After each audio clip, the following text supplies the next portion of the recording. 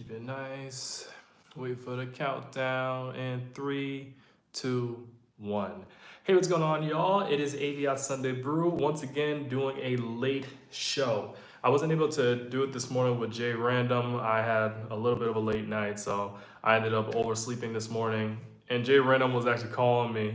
And Jay Random's the co-host of this live stream right here, part of the AVIOT podcast. If you check out the AVIOT podcast on streaming services, you'll see me and my co-host Jay Random usually having banter, talking about different topics. But yeah, so I missed his phone calls this morning, and usually if we don't do the show in the morning, then I'm tasked with having to do the Sunday Brew later on in the afternoon or the evening. Jay Random is a busy man. However, I wanted to start this episode today with a bit of sad news. For those of you who didn't know, there was a shooting in Florida at Florida State University in Florida. Hi, how you doing? I see we have a guest in the chat. Yeah, so there was a shooting at Florida State University that happened this past week, leaving 2 people dead. They lost their lives, and multiple other people who were injured. Very unfortunate situation. It seems like this is a pattern that's always happening every year. We see that in America, there is a large amount of people who have many guns, firearms. And with the Second Amendment, people feeling like they want to buy up as many firearms as possible. We have a very gun-toting culture. You're having these situations where people are losing their lives. Now with this shooter, they were 20 years old. They are 20 years old, and they also were, the person is a student at Florida State University. Being a student there, 20 years old, they're not a minor. What happened was, it was discovered that the firearm that they used was from their parent, and the parent is in law enforcement. So that leads to a whole nother series of questions. I know that there was a shooting that happened some time ago, and it was at a high school. And so the high schoolers' parents were charged because, hey, Sans Cannon, how you doing? The high schoolers' parents were charged because the high schooler used a firearm that was from their parents. So this is a tricky situation because we're not dealing with a minor here. This person is 20 years old that ended up using their firearm at Florida State University, aka FSU. And so now we have a situation, they're not a minor, but they still use the firearm of their parent. So does that mean the parent's going to get charged? I believe that in any case, if a parent's firearm is used in situations, then that parent should also be charged. Now, this shooter at FSU, he was injured. I think he was shot by law enforcement. So once he recovers from his wounds, he's going to be charged. I believe it's going to be first-degree murder because 2 people lost their lives due to this person acting out in this way. I'm just tired of these stories happening over and over again. It really makes you wonder what can be done in order to prevent these situations. I understand, like I said before, we have a gun-toting culture, so you have people saying, well, you're not going to take away my guns. Okay, cool. Can we make it harder for people to get access to these firearms, though? So we have this 20-year-old at FSU that took their parents' firearm. Parents, can we be more responsible with our firearms so that your children are not getting your weapons and using it to harm other people? Come on. When it comes down to people who are of age that can purchase firearms, can there be, hey Pavelkin, how you doing? How you doing? For people who are of legal age to purchase firearms, can we make it harder for these individuals to get it? Can we go through a series of psychological screenings? And then when people get firearms, can we monitor behaviors of individuals out there? They're trying to say that the FSU school shooter had mental health problems. My issue with that is I'm tired of mental health being used as an excuse for these mass shootings, because most people with mental health issues are not going out trying to harm people. It puts a stigma on those with mental health. The normalcy of guns in America is surreal. Yeah, it is surreal. Yeah. If you notice, the countries that do not have a lot of guns or have strict policies regarding firearms, they don't have a lot of firearm deaths. Thank you, Peva. Yeah, exactly. So look at South Africa, for example. South Africa has a lot of firearms. They are high in terms of firearm deaths. I believe that Australia, New Zealand, the United Kingdom, they don't have a lot of firearms, and so they don't deal with a lot of firearms deaths. Or even if they do have firearms, they have strict rules surrounding how you purchase it, the type of firearms that can be purchased, rules surrounding that. If you have laws that control how firearms are purchased and how they can be used, South, South Africa. Yeah, you're right. South Africa is more dangerous than Ghana. Yes, you're exactly correct, Pavel. Okay, yes, you're exactly correct. If you have strict laws that prevent the sale of certain firearms, if you have strict laws that make it harder to get firearms for people that have no business getting them, I believe you'll see differences in these occurrences. You won't see as many mass shootings. You won't see as many people misusing firearms. It is very important that we keep that under control. So my thoughts and prayers, even saying thoughts and prayers going out to individuals, that's all I can offer right now. My thoughts and prayers go out to those who are harmed by this individual, this FSU school shooter. I just really want this to stop. This is really ridiculous. I believe there was one person that was on the school campus who survived the shooting at Parkland, which is also in Florida. So they go from surviving one school shooting to then having to experience another school shooting. How do you think that affects their mental? How do you think that affects their psyche? This really needs to end. There really needs to be something done around the issue. On a lighter note, since we're talking about shootings, I want to go to Ja Morant. Wait, let me see. Watch The Wire, you'll understand almost everything. Yeah, I haven't seen The Wire. I know the show The Wire. I just never had any interest in watching it. When we're talking about like these hood tales or tales of hood life, that's something I try not to get into. I don't say I grew up in the hood. I would say I grew up hood adjacent because I grew up around individuals who are about that life. I've witnessed that. So I don't like when I'm consuming things for entertainment. I don't like to go down that road. It's triggering for me. No pun intended.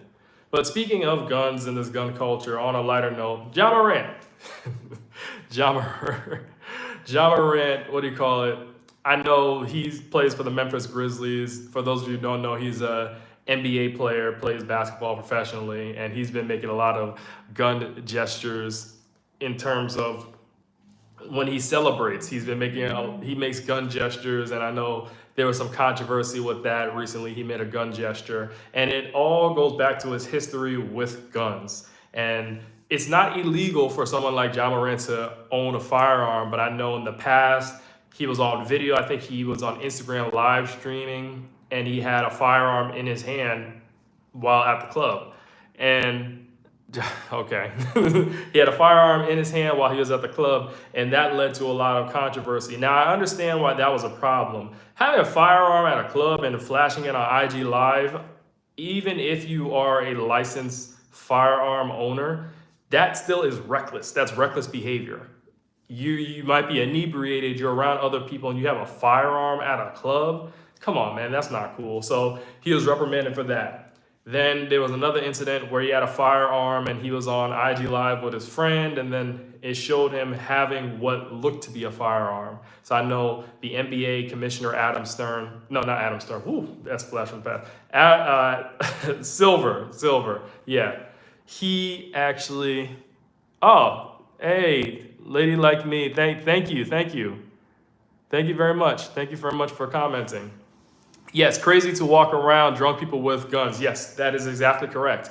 Walking around people who are inebriated and you have a firearm, or if you're inebriated with a firearm, that is a recipe for disaster. So I know the commissioner of the NBA talked with him, and I think Ja Morant, I think he got suspended for a period of time, and then it was just a mess. So he comes back and he's doing a celebration. Most recently, he does a firearm gesture. And knowing his history with guns, it's probably not the best thing to do that. Then he does another gesture, and it's like a grenade gesture. I wish I had Jay Random to talk about this with, because Jay Random, my co-host, would have a lot to say on this topic. Just want to look cool carrying a gun, Mick Swagger. Yeah, exactly. That comes to gang culture, hip hop culture, a lot of things that are promoted in that. People want to look cool having a lot of money. People want to look cool carrying a gun. And I'm telling you right now, having a gun does not make you a tough person. There are a lot of weak people that use guns in order to present as if they're tough. It doesn't take skill. Okay, it takes skill to shoot with precision, but it doesn't take skill to use a firearm. Any fool, for lack of better words, can use a firearm and hurt people. So you carrying a firearm, oh yeah, I'm this big tough person. No, put the firearm down, use your hands. Like, I just never understood why people just carrying a firearm, they walk around like they're big hot stuff. You're big hot stuff to me if you're intelligent. And that doesn't necessarily mean you went to college. Intelligent. Can you process information? Can you build? You're tough to me if you have a moral code that guides you, that makes sure that you don't treat other people unfairly, that makes sure that you treat people with dignity and respect. That's toughness to me. Going back to my point about Ja Morant. So he did, I think, a grenade celebration, and Ja Morant is just whatever.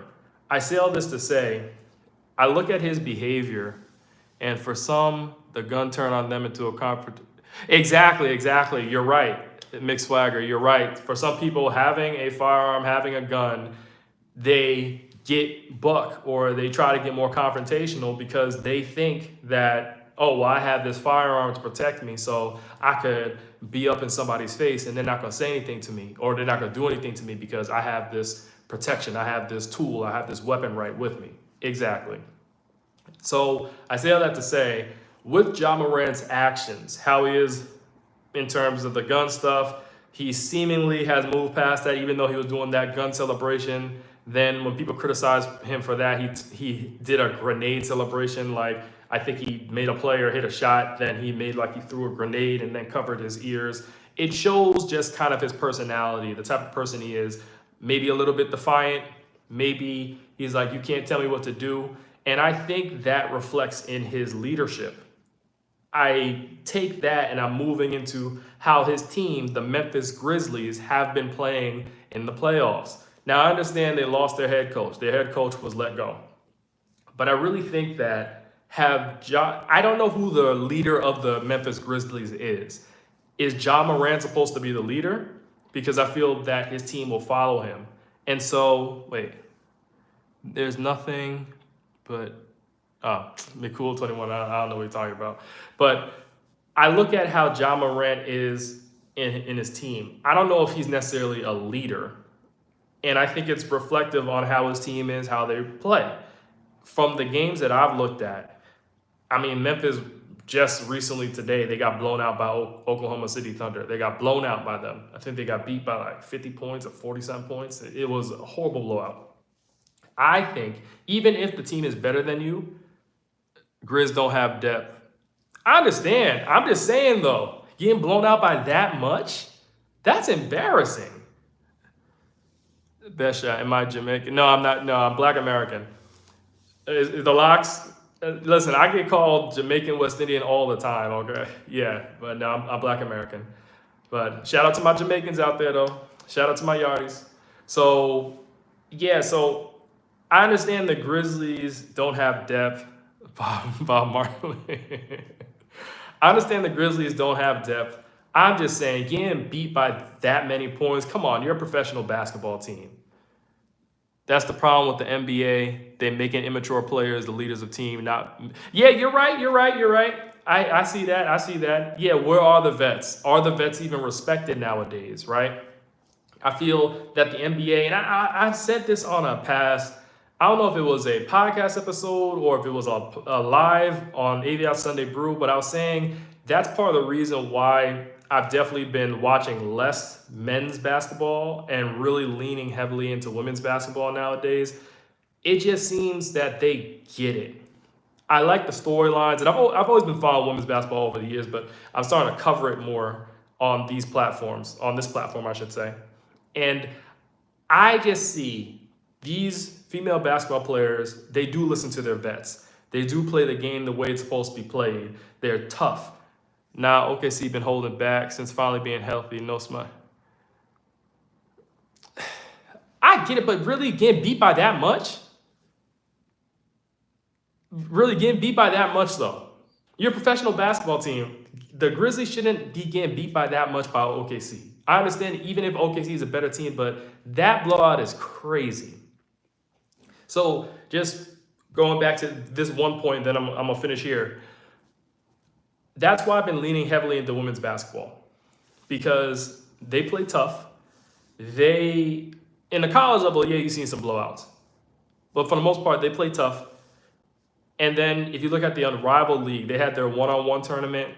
They didn't care about being embarrassed. They just wanted to hoop. And I was saying, I think in a reel I made in the past, I've never seen women play ball one-on-one. Growing up, I played one-on-one. I've seen men playing one-on-one all the time, but I've never seen women play ball one-on-one. So that was tough. I really enjoyed that. Going back to men's basketball and the NBA specifically, I do think there is something to say. While the Grizzlies and OKC, there may be a difference in terms of how good the teams are. I do think that there's a lack of leadership when it comes to OKC. I mean, not OKC, when it comes to the Memphis Grizzlies. Is Ja Morant supposed to be your leader? And if so, look at how he's acting. I'm not trying to get on his behavior, but I'm just saying, do you, audience members, and do other people out there think that how Ja Morant conducts himself, how he is that a leader? Can you lead a team that way? Right? I'm not going to compare him to other players. I'm just saying, I don't know if his style is going to lead to winning for that squad. There's that. So NBA players are going on. Me personally, I'm here and there. I'm looking, but I'll be honest. Ja ain't got no old vet to tell him don't do that. Yeah, Mr. the Kid. Yeah, you're right. You're exactly correct. Who is Ja Morant's vet? Who is the person that's coaching him? Right. I totally get you. What I was talking about though with the NBA playoffs, I know it's gonna sound crazy, but I can't enjoy it until the Lakers get eliminated. I cannot enjoy it. Hey, Besha. I cannot enjoy the NBA playoffs until the Lakers get eliminated.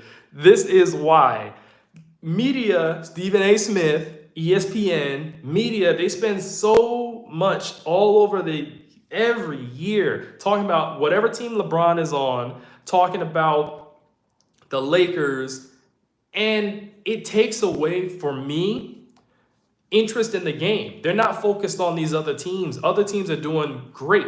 OKC has been doing great all year. Boston Celtics. I can't stand the Celtics. Look, I got my Sixers outfit on right here. So obviously I'm anti-Celtics, all right?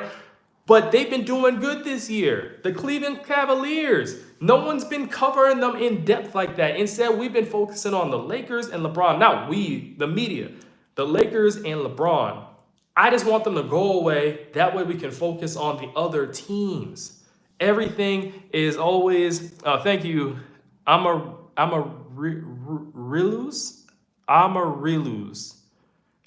Ayani Camarado. So, yeah, small markets can't make the money. Here's the thing, though. Here's the thing. Are you talking about the fan base coming out to support? Because I think that media, you can always make a storyline, and that would bring more attention to those small markets, right? Boston's not a small market. I don't hear them talking about Boston like that. Okay. Thanks, Mr. the Kid. But still, Boston's not a small market. No one's talking about Boston like that. Is Denver? What do you think? Is Denver a small market? I don't know, but the only teams that are being discussed are Golden State Warriors and Los Angeles Lakers. And I think the other thing too with this Los Angeles Lakers LeBron narrative is they always talk about the GOAT debate. I think that GOAT debate needs to go out the window, okay? Let it go out the window. You cannot, Miami finna get, well, listen, Damian Lillard, yeah, I don't know. I think his years are behind him. Unless he finds a great system for him, I think his years are behind him because that experiment in Milwaukee didn't work at all. Like, you get rid of Drew Holiday. Drew Holiday, you don't take away defense for an offensive player that is sometimey. Consistent defense, I should say. So that's that, but we're going another direction. So yeah, I just don't like the focus on the Lakers all the time in this LeBron GOAT debate. I always say you cannot compare eras. We have to look at what the person is doing right now. Excuse me, at this point in time. You cannot compare eras. Let it go. Let these people live. And plus, LeBron's still playing, so it is what it is with that. What I also will say about LeBron, I don't know if y'all saw, so rapper Kevin Gates had come out recently and he was criticizing LeBron's wife, Savannah James, or being critical of the relationship that he perceives or that he sees. He was saying that he feels the way Savannah looks at LeBron, it makes him feel uncomfortable, and he believes that if LeBron was with a white woman, then he would be treated better, and that white woman would be looking at him in a different way and be enamored by him being such a great basketball player. I didn't like that because it gives off the impression that white women are better than black women. That should never be, we shouldn't be doing that, okay? Savannah and LeBron have been married for a number of years. They've been together since high school. Their relationship is their relationship. What you're seeing out in the public, that's not necessarily reflective of their relationship. You don't know their lives. You don't know how tight they are. Just because you don't see Savannah looking at LeBron a type of way doesn't mean that she doesn't care about her husband. It doesn't mean that their relationship isn't close. Some people just need to stay in their own lane, stay out of people's relationships. The only time I comment on someone's relationship is like in this scenario right here, where Kevin Gates is speaking on LeBron and Savannah's relationship, and I'm being critical of Kevin Gates saying stay out of their relationship. That's none of your concern. Focus on your relationship. Where's your wife at? Come on now. Let them live their lives. They seemingly are doing well. Savannah shows up for him. She shows up for her kids. The end. LeBron shows up for Savannah, always giving her praise. He shows up for his children. Let it go. Why are we being critical of what we believe their relationship is? And then why are we bringing white women into the picture? I always wonder why black is juxtaposed with white. Why don't we mention Asian women? Why don't we mention Hispanic, Latino women? Now I understand that's an ethnicity, but still. Why don't we mention Native American women? Why don't we mention Indian women? Why don't we mention African women? Yeah, they're black, but you know what I mean. Other cultures, there are other people that we could be mentioning, but you chose to say, I don't see white women looking at their spouses like this. And to be honest, if I was a white woman, I would take that type of way. I would be like, oh, so you think we're pushovers?